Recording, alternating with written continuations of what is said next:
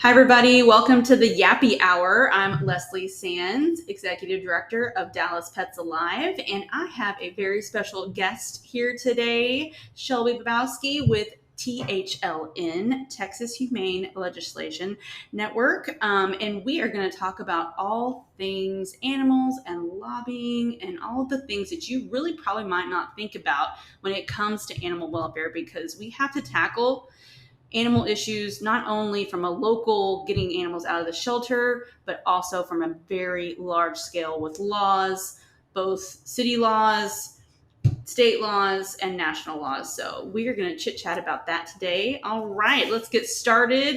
Yay! Shelby, thank you for coming. I'm so excited that you are here.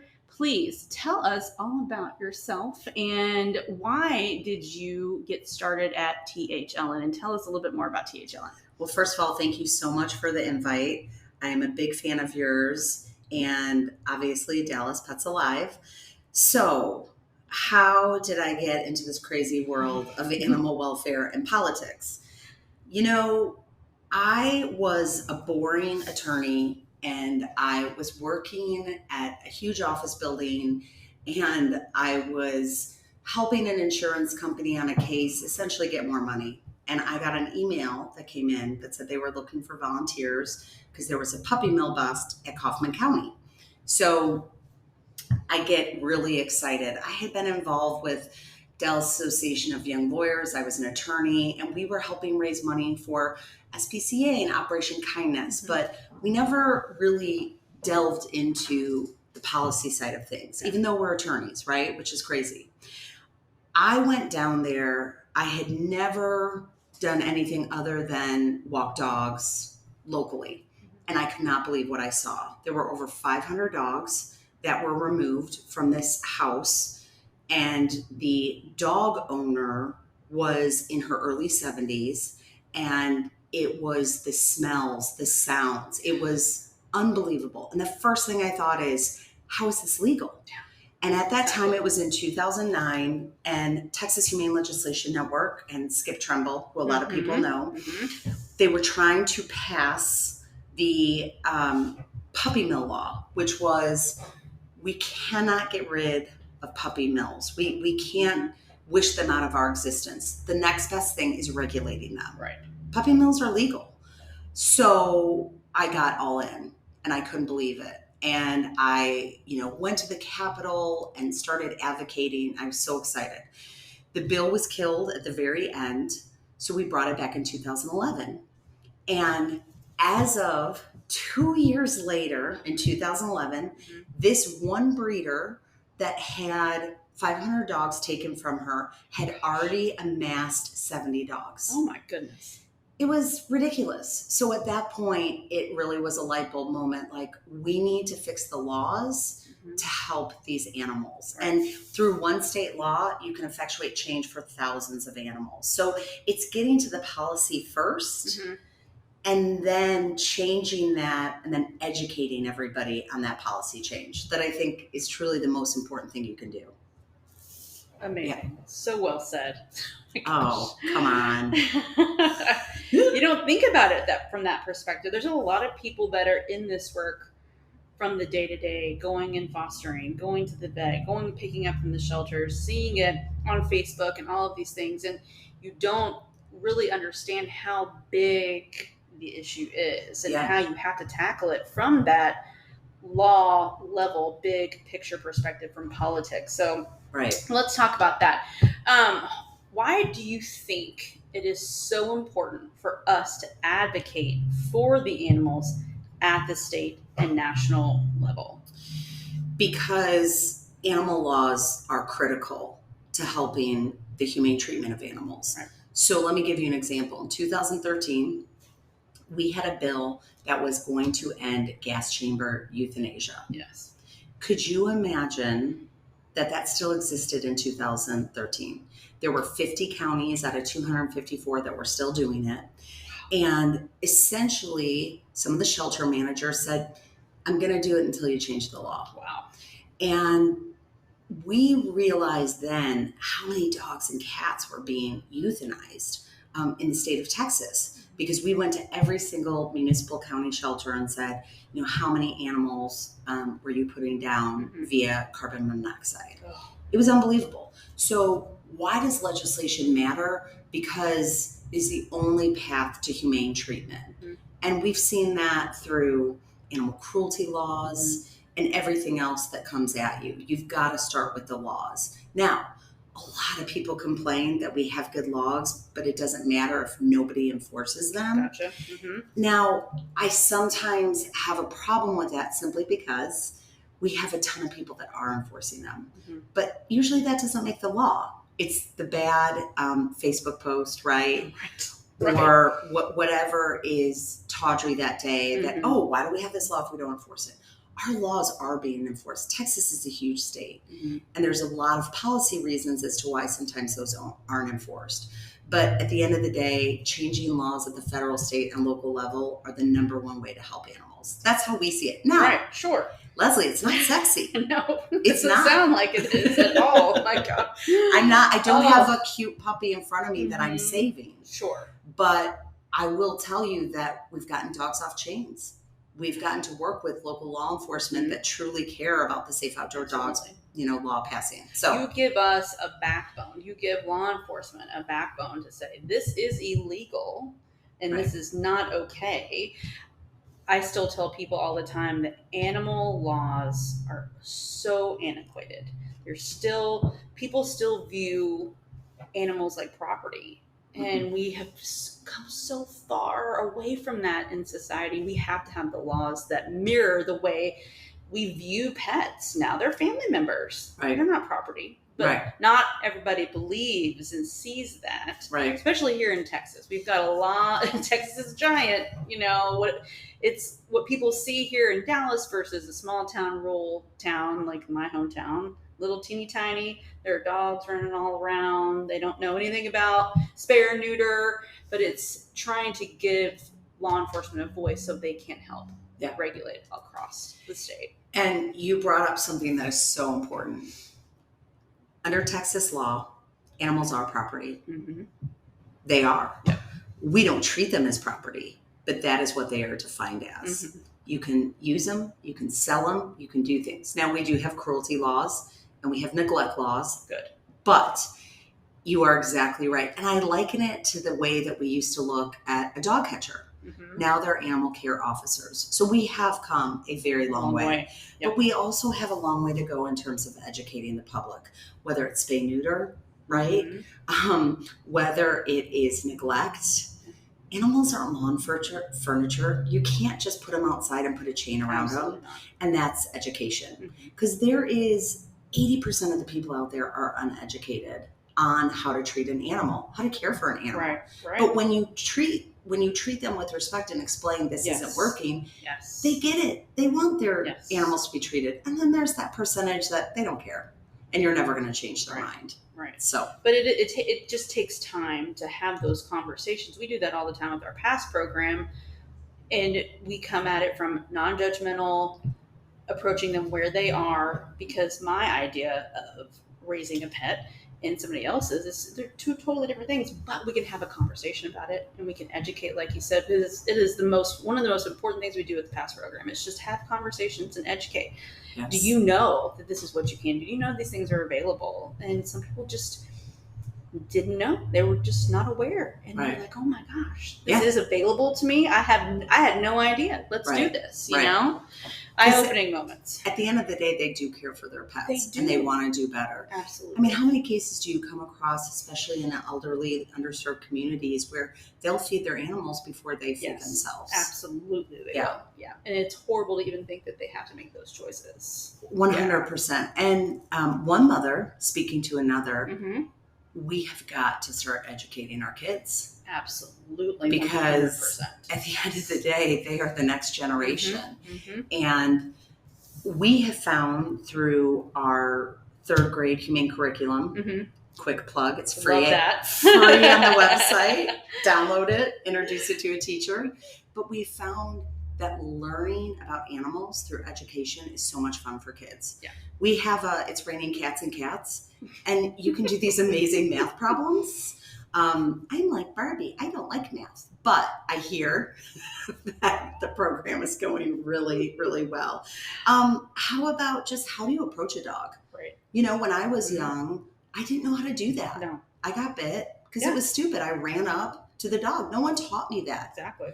And sometimes parents don't teach kids that. PBS has the best, right? I'm sure you remember that. But at the end of the day, we need to teach our kids and we need to do a better job of it. And it's going to be too late, like you said, with the bite thing. Like they're going to have to learn and they're going to get hurt, and that's not okay. Right. So do it proactively. I have a third grader, so I'm going to, now that school has started, approach my third grade teacher and please let her know that this exists. That's awesome. And you can come in and teach it. And the teacher would love that. I mean, it literally is paint by numbers because we know how hard it is for our public school educators right now.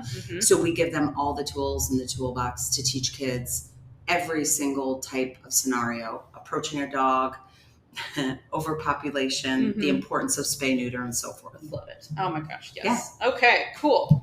So, you had a pretty successful session here in Texas this past legislative session.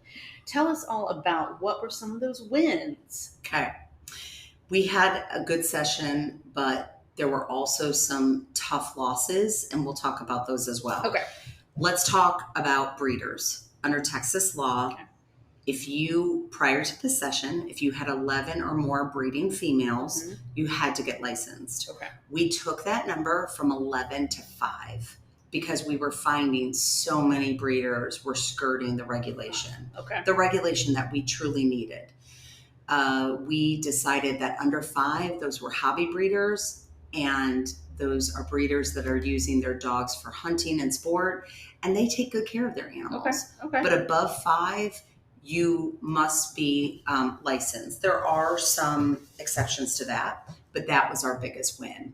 Because back in 2011, when we passed it, I mean, the number 25 breeding females was put out there. You imagine? 25 times 10 exactly. Sometimes. And it was completely trying to prevent cruelty from before it starts. Because once you're licensed, you have a pre-inspection, you have a post-inspection, you have to pay fees. And a lot of the breeders like it because then they tout their breeder's license, right? I think it's going to start quelling the backyard breeders and the roadside sales breeders. So. We can only hope. So that was a big win. And in addition to that, the previous law said you had to sell 20 puppies a year. These are all cash transactions. It was really hard for TDLR inspectors. Show, hey, I didn't sell any dogs this year. How do you disprove that? Right. So we're very excited about that bill. We also had House Bill 598. Thanks to Representative Matt Shaheen. Now, if you are convicted of animal cruelty, then you have a no contact of animals after your conviction of 5 years. And this is huge. Huge. Yes. Do you remember there was a case in North Texas where this woman was a hoarder and she got caught in 2017 and then she got convicted of animal cruelty. Okay. She was back in 2020, 120 dead small mammals in her refrigerator. 120. And the judge said, had I known about this previous conviction, because he was the judge on that case, I would have said you can't at all have any contact with animals throughout your probation. Yeah. So we're very excited about this law because we think it's important that people that are convicted of animal cruelty stay away from animals for a certain time. 100% agree. Yeah. So it's good. Yeah. Logical. We need to get that out to the judges and we need to tell them about that. Absolutely. One of the things we do at THLN is we send a letter to all of the sheriffs, the district attorneys, the county attorneys, and the large rescues, including yourself. And we say, these are the laws that passed. Help us promote, these laws so that we can use them and enforce them. Because if they don't know, then they don't know. Okay. Right. That's great. Oh my gosh. So losses. Well, depending on who you are, there was a huge push this session.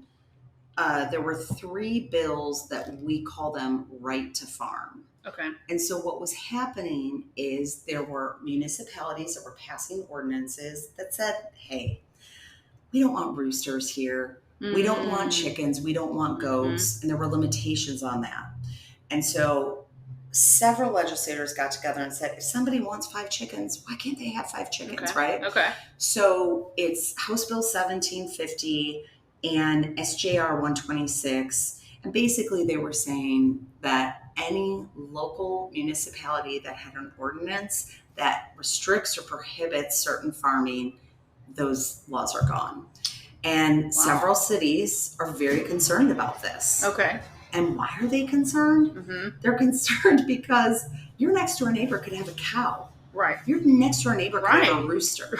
Right? Like sometimes ordinances are good ideas. Yes. So are we going to see that? I don't know. Okay. But those are incredibly concerning.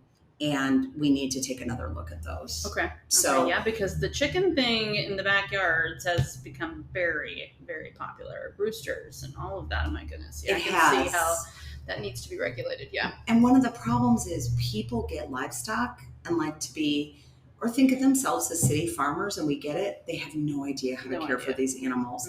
It's the same with horses. So many cruelty equine cases. I always want to get a pony for my girl, whatever the case is. And then they get the horse and they have no idea how expensive a horse is, how much hay a horse eats, right?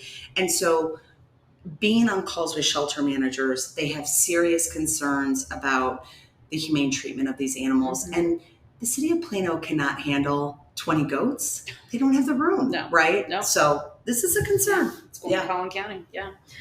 Okay, let's move on to something a little more positive. Oh my goodness. So let's talk about what's on the horizon. What are some things that we need to be thinking, that you are thinking about and already prepping? I feel like you're doing a lot of leg work. A lot of conversations go into your job.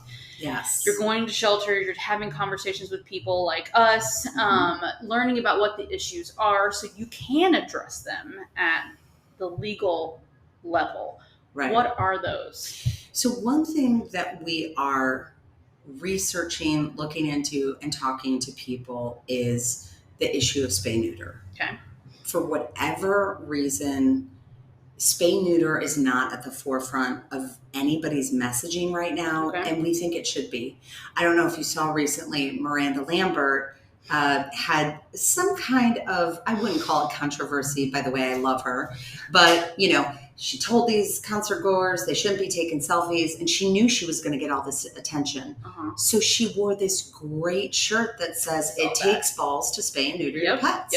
So we just need to continue this message, because truly it's the number one way to overpopulation. And people just aren't getting their pets fixed. That concerns us. Absolutely. So, because we're fixing the problem before it begins. Remember Bob Barker, how he used to always say at the end of every show, spay and neuter your pets? Yes. I'm from the Chicagoland area. We just had to spay and neuter our pets. And down here, it's just interesting. It's not the case. It's not. Yeah. And so we need to get back to that. Absolutely. Is that going to happen through statewide legislation? Probably not. There was a bill last session where it was not mandatory spay neuter, but here's what it said. If your dog gets out and comes to the shelter on the 3rd time, your dog has to be spayed or neutered, right? Okay. Pretty common sense. Absolutely. I'm not the norm. Yeah, I know. You know? AKC went crazy over it, and they usually come against all of our legislation, even though it's completely common sense. Again, is an animal control officer knocking on the door saying, is your dog spayed or neutered? No. This is an owner that has been irresponsible. Again, let their dog out 3 times. 3 times. And, 3 strikes, you're out. Yeah. But that went absolutely nowhere. Also, we're dealing with a huge vet shortage. And so we don't want to set up a bill and an infrastructure that will not work. Yeah. It won't We've sustain seen that itself. happen over and over again. Yeah. Okay. So spay neuter, just ideas. One thing I would like to plug, there is an animal friendly license plate program. Yeah, it's true. I see these all the time. Yes. Where is that money going when I buy this license plate? Great question. $22 goes to a statewide spay neuter fund. Okay. And it has been in place since 1997.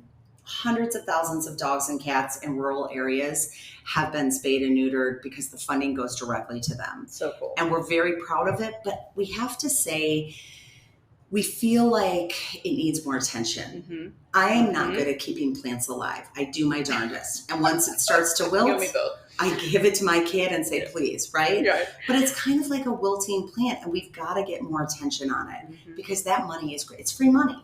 We also need to revamp it and make sure that the money is easily obtained by rescues and shelters throughout Texas. And you're right. You're absolutely right. Because I have often wondered, I see these great license plates all the time. And me being who I am, I'm in this world every single day. I'm like, I don't even know. How do I apply for this? Yes. And if I do go look and try to apply for it, is it going to take me 3 days to get through the application process? That's when I'm really trying to do the right thing here. Like, let me spay and neuter my rescue pets. Let's get this money to where it needs to be so we can do the right thing. Yeah, totally. Love that. We need to revamp the program so it is easy for people like you to go ahead and put in the application and get the money. Okay. We don't need a 67-page application. That is obscene. For $4,300, right? Let's just get these dogs and cats spayed and neutered. Yes. Let's do it. So we are looking into those that barriers, please. That's right. Reduce them.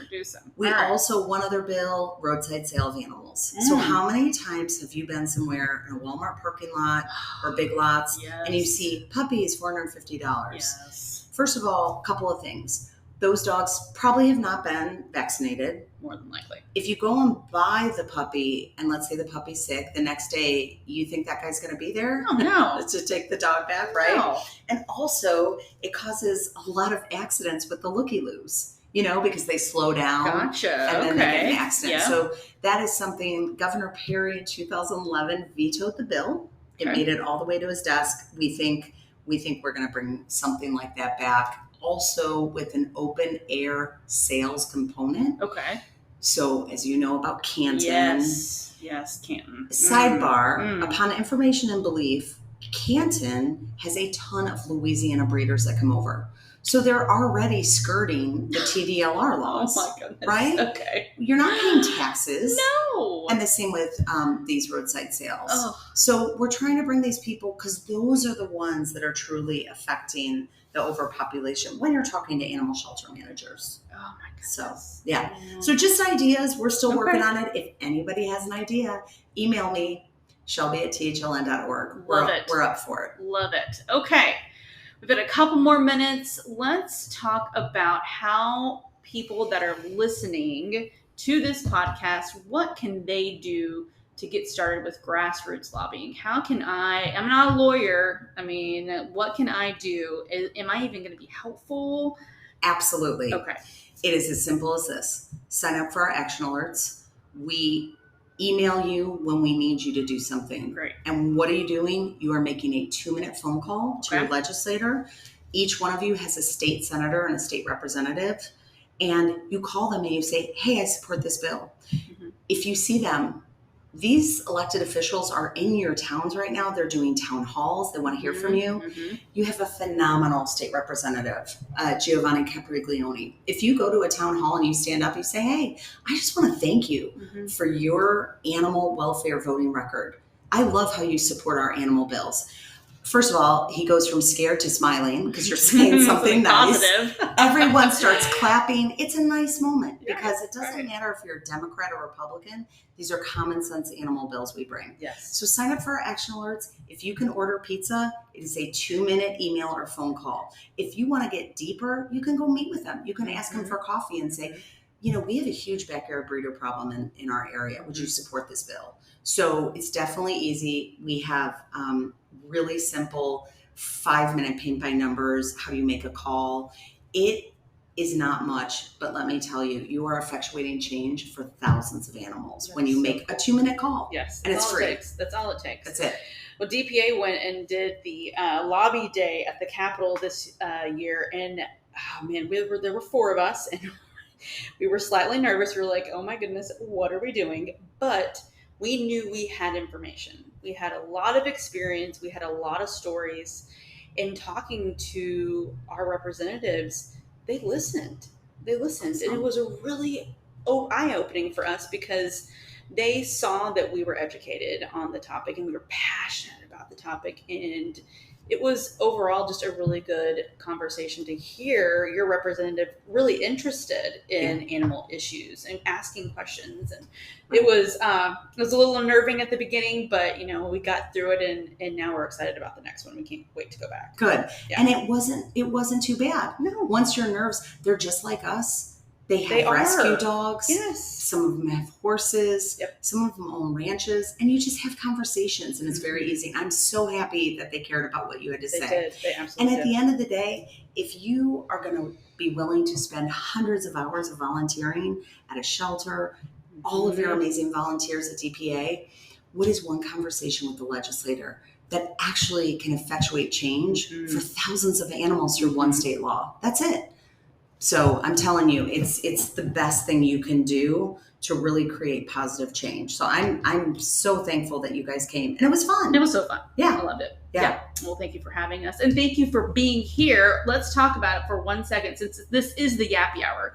We have been having a lovely community beer beverage while we have been chit-chatting, and it's just really nice sitting here in the adoption container, and we can go over to community and grab a beer and have great conversation about animals and all the great things that you are doing at THLN. And I know DPA 100% supports all that you do, and we want to do more, so you just let us know. And everybody listening, please take advantage of all of the great things that Shelby talked about. Go to their website, check them out, follow them on social. They will send you all the stuff. I promise you. I get emails, and they will literally spoon feed you on what you need to do. So don't get nervous that this is out of your wheelhouse. It definitely is not. Anybody can do it, and you again can affect thousands and thousands of animals for the positive, because we see it every single day. So we need to make changes that are big and impactful for the animals that we see coming into our doors. So one teaser, please. We will stop the puppy mill pipeline to Texas in 2025. So watch that space. Amen. It's very exciting. Okay. Yay. Cool. I love it. Thank you, Shelby. Thank you so much. This has been a blast. Hey, my pet people. All right, let's talk about an adoptable pet here at Dallas Pets Alive that is available right now for adoption. I want to talk about Ralph. He is the most cutest blonde and black coat. He is a Shar-Pei mix, and he is adorable with the wrinkles on his little forehead. Oh my goodness. Wrinkly Ralph is his nickname. You need to check him out on our website, dallaspetsalive.org. He is such a good boy. He's a Shar-Pei mix. He's about 2 years old. He is looking for a home with another dog. Really, he just wants a yard and a space to play with. He has not been tested with kids or cats, but you know what? We can absolutely do that here for you if you need that to happen. He is ready to play, but also would like to crash on the couch with you at night. Ralph is adorable. Please go to our website, dallaspetsalive.org, and find Ralph on our Adoptable Dogs page. And don't forget, pet people, to email the Yappy Hour at dallaspetsalive.org if you have ideas for our podcast, or if you would like to be on an episode or know of somebody that should be on our episode. Please let us know. We are open to suggestions. Thanks so much.